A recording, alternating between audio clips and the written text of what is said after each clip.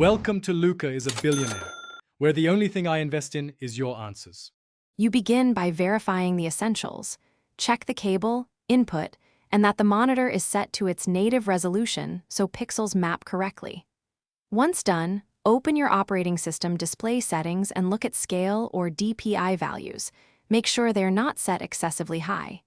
If a custom scaling app is running, close it to isolate the cause. These steps establish a reliable baseline, so subsequent adjustments will behave predictably, and you won't chase phantom zoom issues. Next, target the software layer. Reset browser zoom with Ctrl+0, then adjust app-specific UI scale settings if the program exposes them. You want to align app zoom with OS scaling. Mismatches produce blurry or oversized text.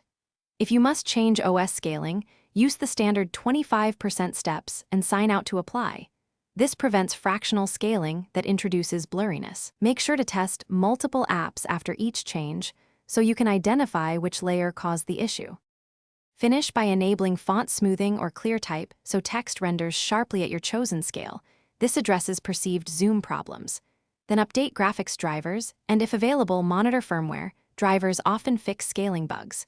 Once done, reboot and verify. If things still look wrong, swap the cable or test another monitor to rule out hardware. If swapping helps, you've isolated the issue.